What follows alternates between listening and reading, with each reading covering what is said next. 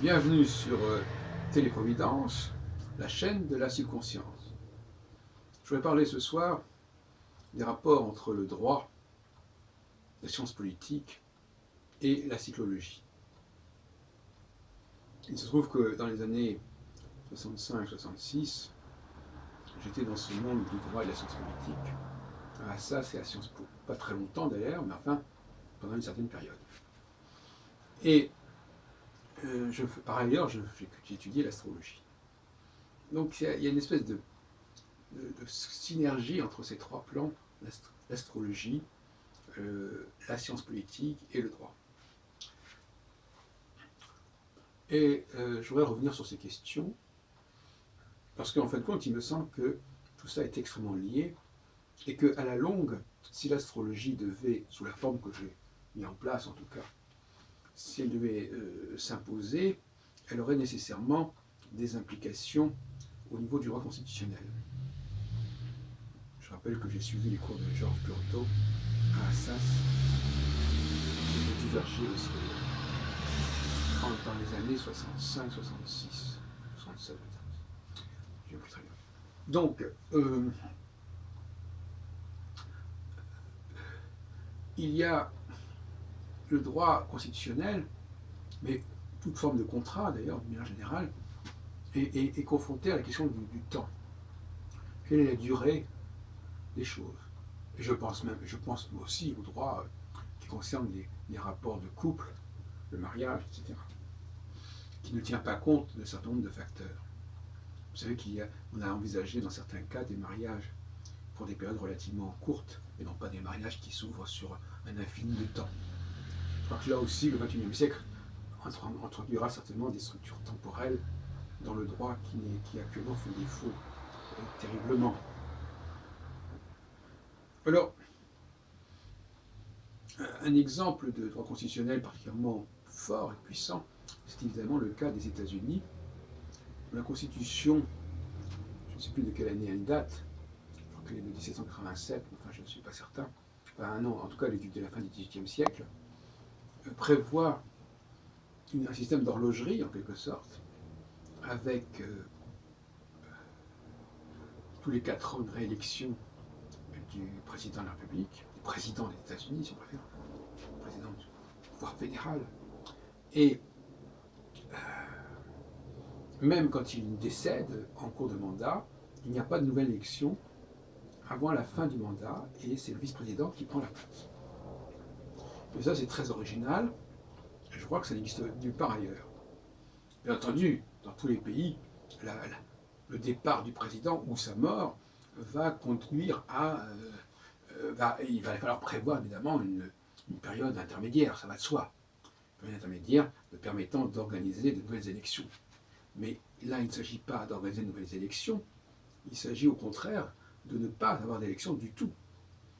Et quand Kennedy est mort en 1963, Johnson s'est retrouvé du jour au lendemain président sans aucune élection. Il avait été élu évidemment avec Kennedy dans le ticket Kennedy, mais il n'a pas eu à se représenter, sinon à la fin du mandat, ce qu'il a fait, et à ce moment-là, il a été réélu. Donc, le système américain est tout à fait remarquable, parce que j'ai beaucoup d'admiration pour un système qui préserve une sorte de structure de période tout à fait égale sur plus de 200 ans. Malheureusement, cette structure ne correspond à rien. Elle n'est fondée sur rien. Et il serait bien que la durée de 4 ans puisse être assimilée quelque part à la moitié d'un cycle de 7 ans, 3 ans et demi, mais le problème n'est pas là. Le problème, c'est aussi que il est question de savoir à quel moment, idéalement, il faut que l'élection ait lieu. Alors, le septennat n'était pas en France, qui a été la base de la République, je crois même depuis la Troisième République. C'est-à-dire que le président de la République, lui, a toujours été élu pour 7 ans, depuis les années 70 du siècle, du 19e siècle jusqu'au début de la Cinquième République, puisque la République fonctionnait aussi sur le septennat, et ce n'est qu'au XXIe siècle que l'on a commencé à faire des élections à partir d'une base de quinquennat. Ce qui ne veut pas dire, bien entendu, que par ailleurs, il n'y avait pas des changements ministériels beaucoup plus fréquents, ça va de soi, aussi bien au niveau du président du Conseil qu'au niveau du chef du gouvernement, comme on le disait à l'époque. Et du Premier ministre, évidemment. Donc, le système de 7 ans, le septennat n'est pas mauvais, mais là encore, tout dépend le point de départ. Si on ne démarre pas au début d'un cycle, ou en tout cas à un moment significatif du cycle, ce n'est pas très intéressant. Même si ça peut avoir certain intérêt de voir des phénomènes du même ordre se reproduire de 7 ans en 7 ans. Mais la question, ce serait d'adapter le système cyclique de l'astrologie tel que je l'ai reconstitué avec un système de droit constitutionnel. Ce qui serait intéressant, c'est qu'il y ait, parmi les centaines de constitutions qui existent dans le monde, au moins un exemple, un premier exemple, un précédent, qui se servirait de l'astrologie, de la cyclologie, pour établir son point de départ et son rythme de fonctionnement. Ce qui actuellement, à mon avis, n'est pas encore le cas. Et ça serait tardé peut-être. De toute façon, quand un tel système astrologique sera accepté, je pense que tous les régimes, tous les pays s'aligneront sur le même système, de toute façon, parce qu'il n'y a pas 36 solutions. Mais le principe de ne pas perturber le système du fait de la mort d'un personnage me paraît excellent de toute façon. Et il faut donc la notion de vice-président qui prend la place du président ne me paraît pas du tout mauvaise. Mais cela dit, la phase d'élection, c'est une phase qui devrait correspondre, on devrait faire des élections uniquement en période de conjonction. Voilà. Tous les 7 ans, il y a un moment où la conjonction de Saturne avec une étoile, les 4 étoiles fixes royales, se produit. C'est à ce moment-là qu'il faudrait faire la conjonction, qu'il faudrait faire les élections, que l'ensemble du peuple élise son président, mais ça peut aussi se produire dans d'autres domaines. C'est un moment d'élection au sens global du terme, c'est-à-dire que dans tous les domaines, on ferait apparaître des leaders, que ce soit dans le domaine scientifique, économique, artistique, philosophique, etc. En sachant qu'effectivement, au bout de 3 ans et demi, donc à la moitié du cycle, on a ce qu'on appelle la disjonction.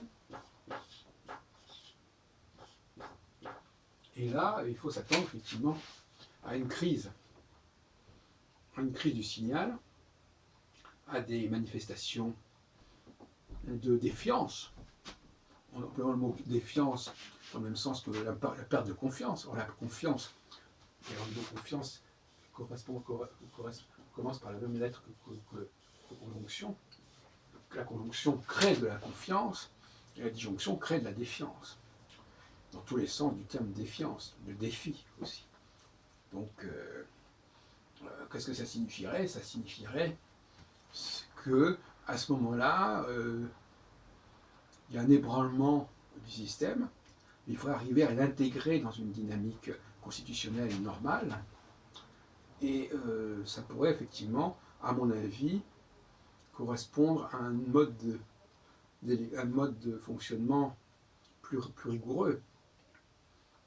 Il faudrait voir aussi que genre l'article 16, par exemple, de la Constitution de la Ve République, il faudrait voir, à mon avis, il faut qu'il y ait une évolution à ce moment-là, et que l'on bascule, qu'il y ait un basculement qui se produit, mais qui soit lui-même parfaitement prévu et prévisible dès le départ. Que ce ne soit pas quelque chose qui tombe dessus comme ça. Il faut s'attendre, effectivement, à ce moment-là, à quelque chose. Alors, vous imaginez bien qu'organiser des élections en phase disjonctionnelle, c'est pas le top, hein, donc il faut quand même aussi comprendre qu'on ne fait pas n'importe quoi, et c'est exactement de ça dont il s'agit. Donc je trouve qu'il y a dans le droit, et notamment dans le droit constitutionnel, quelque chose qui invite effectivement à une théorie du cycle. Et je pense que de même qu'au XXe siècle, on avait dit que l'histoire avait besoin d'être sous-tendue par un certain nombre de disciplines, je crois que la science juridique a besoin d'être sous-tendue par un certain nombre de disciplines, et notamment par la cyclologie.